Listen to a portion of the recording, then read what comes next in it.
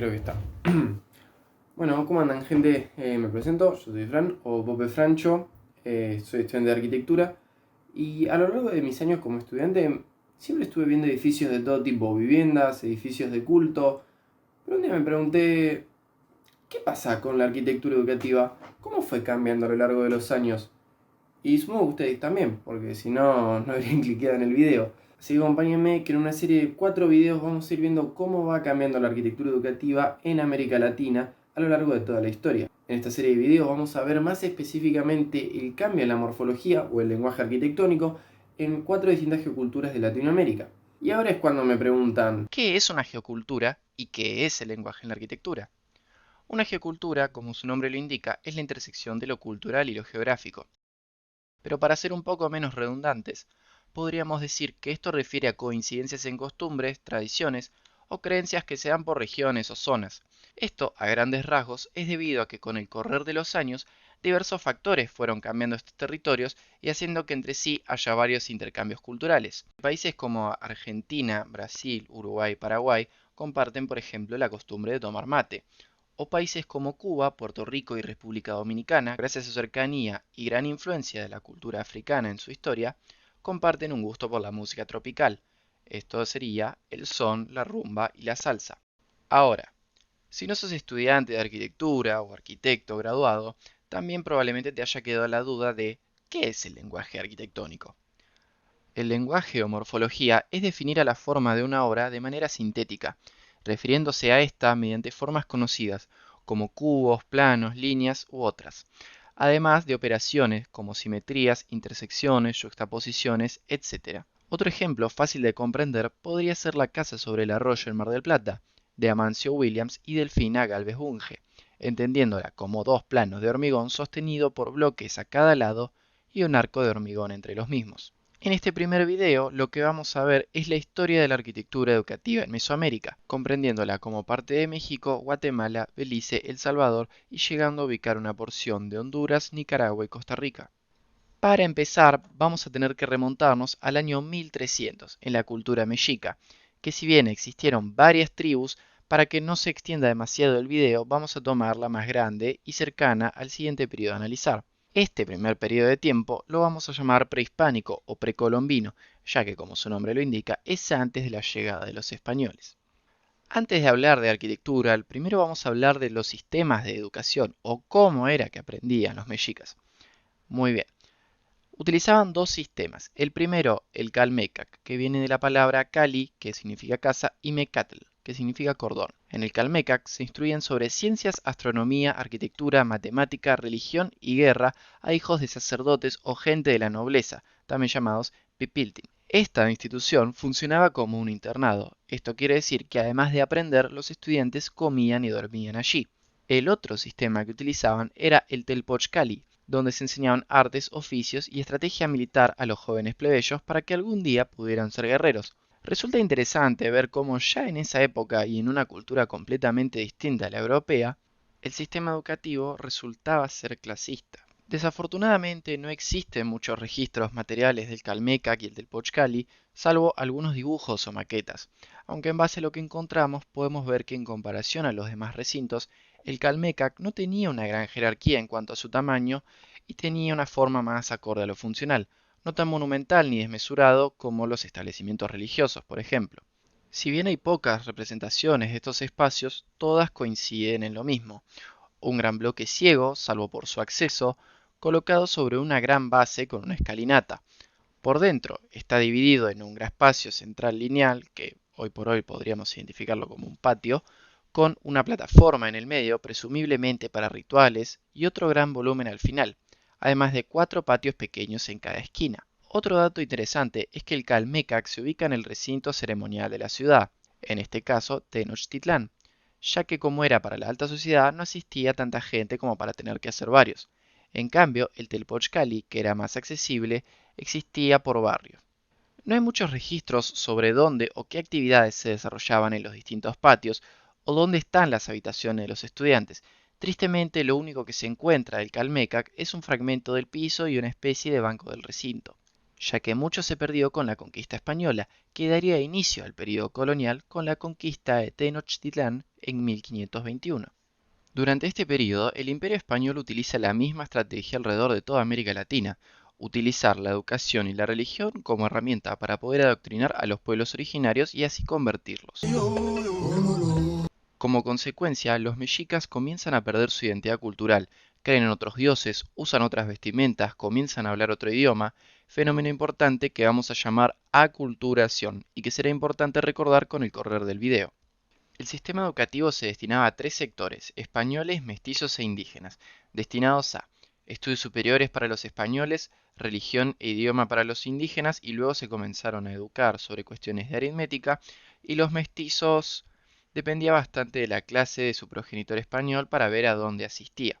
Como no puede ser de otra forma, en esta época las mujeres recibieron una educación aparte, también separadas por los mismos sectores sociales, pero con un plan de estudios arcaico relacionado a bordado, cuidado del hogar y valores morales. La educación que impartían las órdenes franciscanas a los pueblos originarios fue de tipo elitista. Pensaban que los indios, como le decían ellos, hijos de caciques, debían educarse, pues formaban la clase dirigente, y ellos irradiarían el saber, la religión y las buenas costumbres a sus subordinados, haciéndole más fácil el trabajo de conversión. Los colegios más emblemáticos de este período son el Real Colegio y Seminario de San Ildefonso, el Colegio Mayor de Todos los Santos y el Real y Pontificio Seminario Tridentino, que hoy por hoy se ubica en Guatemala. El que más se preserva hasta hoy en día es el Colegio de San Ildefonso, que funciona como oficinas y de vez en cuando para actividades culturales, exposiciones, conciertos y cursos. La gran mayoría de colegios utilizaba el sistema de internado. Los frailes daban las clases, comían con los alumnos y luego dormían todos en la misma habitación, donde cada estudiante tenía una caja donde guardar sus pertenencias bajo llave. La institución de más alto nivel que existió en estos años fue la Real y Pontificia Universidad de México, donde se impartían clases sobre teología, medicina, gramática, filosofía y leyes. Desde España llegaron frailes destacados para comenzar a impartir cátedras eclesiásticas. Todas estas obras cuentan con características similares en su forma: una fachada simétrica, plana en cierto punto ya que se desarrolla todo sobre una misma línea, pero sus aberturas presentan ornamentaciones. Justamente las entradas principales se encuentran en el medio de la fachada y con distintos elementos ornamentales consiguen una grandísima jerarquía. Lo que busca la arquitectura barroca es hacer un gran trabajo interdisciplinar donde la arquitectura y la escultura se mezclan de una manera magistral. En el interior de las cuatro obras podemos ver una interesante constante: un gran claustro, o sea, un vacío por el que se puede recorrer alrededor de unas pasarelas cubiertas por una estructura de columnas a las que se le transmite la carga por unos arcos de medio punto. Probablemente, si no estuviera la aclaración, podría llegar a confundirse si son imágenes de obras distintas o no. Este estilo corresponde a la arquitectura barroca, que era una sensación en Europa, como el Colegio Arzobispo Fonseca en España, e iba a ámbitos más allá de la arquitectura educativa, como la Plaza Mayor de Salamanca o la Iglesia San Ivo de la Sapienza. Si continuamos avanzando en la historia, vamos a ver que quizás no hubo tanto cambio en el lenguaje de la arquitectura, ya que si nos vamos al año 1821, con la independización de México, nos marca el inicio de un nuevo corte, el republicano.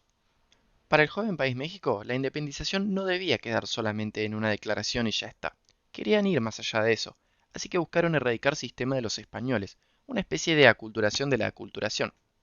En el sistema de la educación, por ejemplo, implementaron el sistema lancasteriano, que consiste en un profesor que le explica a unos alumnos que van más avanzados, llamados monitores, que estos están a cargo de un grupo de alumnos que van a otro ritmo. Esto permitía escatimar en muchos gastos, ya que podían pagarle a un solo profesor para una clase de 300 estudiantes en adelante. Además, la educación pasó a ser laica y también pública, pero seguía habiendo diferencia por género. Mencionamos anteriormente que no hay mucho avance en el lenguaje arquitectónico, porque como el país no contaba con muchos recursos, muchos establecimientos fueron reutilizados, no hubo muchas obras nuevas. Como obras destacadas de este corte podemos encontrar el Instituto de Ciencias y Artes de Oaxaca, fundado en el exconvento de San Pablo de 1827, donde se formaron figuras importantes como Benito Juárez, quien sería presidente de México en el futuro. También está la Escuela Modelo de Orizábal, que sí se construyó de cero. Algo llamativo que tienen las escuelas de este periodo es que cuentan con salones muy grandes, justamente porque estaban previstos para muchos alumnos debido al sistema lancasteriano. Ambas presentan elementos como los que nombrábamos en el periodo colonial, una fachada plana y simétrica, con la única diferencia que en la escuela modelo no tiene una ornamentación, probablemente la diferencia más grande con el instituto. Por dentro continúan utilizando la misma tipología de claustro con una circulación en semicubierto y la estructura de arcos de medio punto. Si bien el país, a pesar de estar en formación, parecía que solo podía mejorar, no todo podía ser color de rosas en el avance de México, ya que a inicios del siglo XX el país estaba pasando por una mala situación con el gobierno de Porfirio Díaz, un gobierno de facto que si bien dio crecimiento económico, tenía un descontento social total. En ese momento los sectores de clase media y baja se alzan en una revolución y consiguen instalar un nuevo gobierno en 1920, con Álvaro Obregón primer presidente en este nuevo periodo, donde José Vasconcelos, el nuevo secretario de Educación Pública, observa que gran parte de la población es analfabeta, por lo que buscando poder enseñar colabora con Gerardo Murillo, artista que reúne una serie de pintores para así comenzar con el muralismo, un movimiento que, inspirado por los valores nacionalistas de la Revolución Mexicana, decide hablar sobre la cultura y los orígenes del pueblo mexicano a través de pinturas. Frida Kahlo, Diego Rivera, José Clemente Orozco y Juan O'Gorman son solo uno de los pocos nombres de este movimiento. Algunos de los artistas tienen obras hasta en sitios que nombramos anteriormente, como el Colegio San Ildefonso. Como siempre a lo largo de la historia, la arquitectura no es ajena a su contexto, como podremos ver en edificios como la Biblioteca de la UNAM, construida en 1956, cuenta con un gran bloque monumental con un grandísimo mural de Juan O'Gorman, llamado Representación Histórica de la Cultura. En cada cara del bloque, O'Gorman retrata una etapa de la historia de México. En la parte norte, la época prehispánica, donde retrata deidades como Quetzalcóatl, Huitzilopochtli y Tlaxotleotl. En el muro sur vemos el pasado de colonial. En el oeste, los dos aspectos del progreso social en México, la ciudad y el campo. Y en el muro este, el artista plasmó sus ideas sobre lo que deberían ser la universidad y las culturas nacionales. También está la Escuela Normal de Maestros en Ciudad de México. En el acceso cuenta con un semicubierto con esculturas de distintas deidades y en el patio cuenta con un mural de José Clemente Orozco llamado Alegoría Nacional, donde retrata también la historia de México pero de una manera más abstracta. Por aquí les debería aparecer el enlace para ir a una explicación del mural mejor explicada de lo que podría ser yo. Otra obra muy interesante es el auditorio de la Benemérita Escuela Normal Veracruzana. El mural en alto relieve fue realizado por Teodoro Cano. Se trata de un homenaje a la Reforma Liberal y a los fundadores de la Escuela Normal Veracruzana. Se pueden apreciar los rostros de Enrique Lauscher, Juan de la Luz Enríquez, Manuel Gutiérrez, Carlos Carrillo y Enrique Rebsamen. Pero eso no es todo. Si bien todas estas obras tienen elementos representativos de la cultura mexicana, el estilo arquitectónico no aparece repentinamente, sino que comparten elementos típicos de la arquitectura racionalista, un movimiento originado en Europa.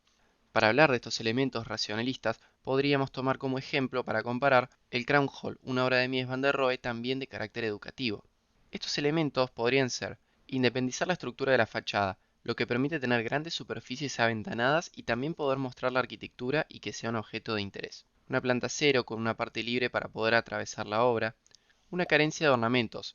Lo que interesa es la totalidad, la obra en sí misma y no lo que se le agrega. En la mayoría de casos también despegan la obra del suelo, lo que enaltece más la arquitectura, aunque también sirve a veces para desarrollar un nivel bajo tierra y que éste pueda estar iluminado, como en el caso de la Biblioteca de la UNAM y el Crown Hall. En síntesis, no responde a unos estándares de belleza, todo tiene una función y el objetivo de la obra es que se admire su totalidad, no algún detalle en específico. Quizá podríamos llamar ornamentos en estas obras a la parte muralista, pero estas potencian la identidad propia de la arquitectura, son trabajos que no se encuentran en ninguna otra obra. Por eso me parece que no deberían ser calificados como ornamentos, no son algo decorativo. Más cerca de la actualidad, podemos ver obras que reinterpretan estos ideales nacionales, como en la obra de Ricardo Legorreta, que si les resulta familiar es porque usa lenguajes parecidos a los de Luis Barragán. Legorreta tiene obras como la Biblioteca Central de Monterrey, la Biblioteca Central de San Antonio y también el Centro Nacional de las Artes, en la Ciudad de México. Otra obra de otro arquitecto podría ser la Biblioteca Vasconcelos, de Alberto Calach, construida en 2006 en Ciudad de México. El relato de estas obras es el discurso de la mexicanidad, las formas geométricas y las texturas. Usan colores vivos y la escala de estos edificios es monumental y tiende a la forma piramidal, creando grandes espacios que remiten a los espacios de culto de la cultura mexica. De esta forma, mantienen la idea de una arquitectura que retrata las raíces y valores de México, aunque quizás de una manera más abstracta y no tan figurativa como podría ser la del periodo muralista. Personalmente me impresionó un montón a medida que fui investigando todos estos edificios. Había muchos de los cuales no tenía para nada de idea de que existían.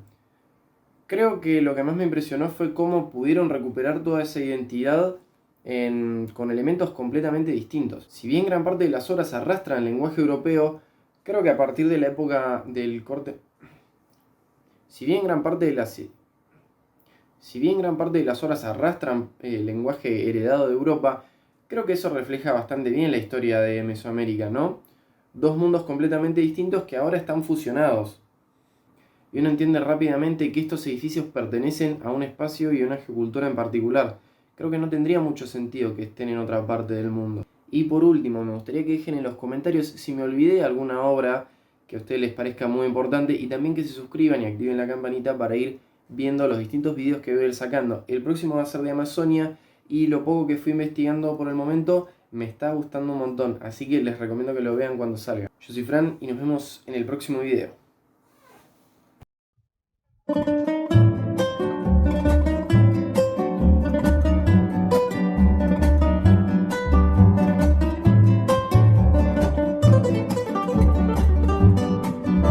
se quede el infinito sin estrellas, o que pierda el ancho mar su inmensidad, el negro de tus ojos que no muera, y el canela de tu piel se quede igual.